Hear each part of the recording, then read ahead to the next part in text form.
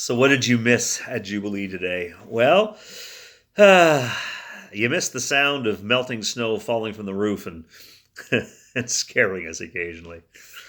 You missed some beautiful music. You missed prayers by Cheryl Colford.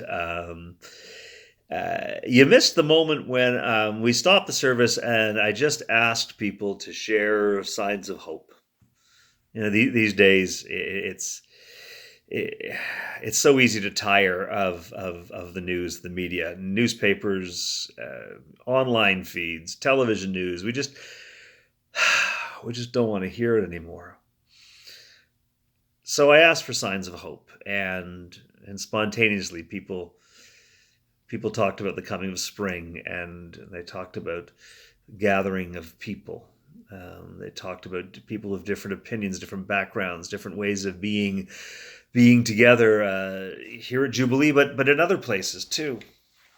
We shared some of the good news. There's actually things happening in the world that are positive, and we're making strides forward. And so we shared some of those because we just don't seem to hear those very often.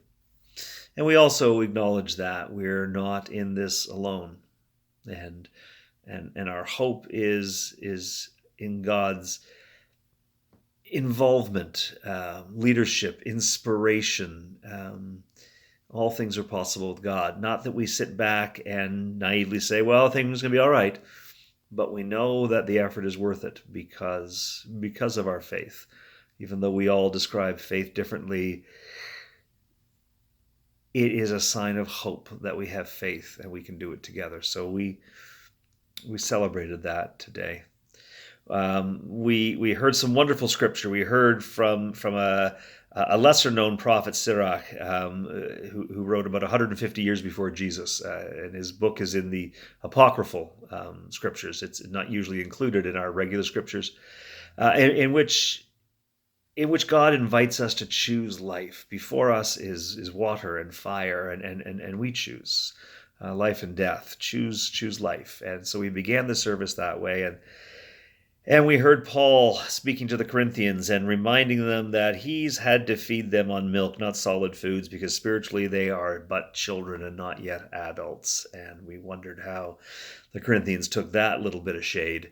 And we listened to Jesus in Matthew's gospel tell us that if our hand causes us to sin, we should cut it off. If an eye causes us to lust, we should take it out, because merely looking at someone in lust is the same as committing actual adultery. So harsh words.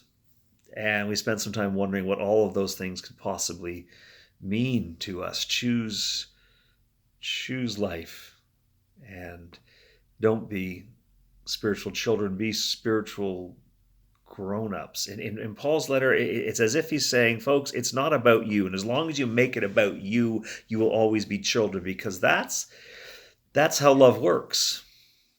We realize that, having just come out of Valentine's Day, we talked a little bit about the fact that, as a child, you give Valentines to everybody because you want people to like you.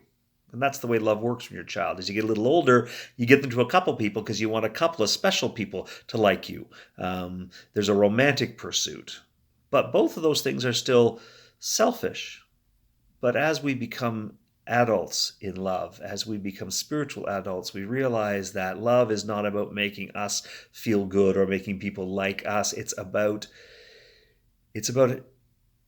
showing another person how much they mean to you. It's about having a person understand their value, their place, and having that knowledge, that support change them. Love is about changing the world, and sometimes it's about changing it one person at a time.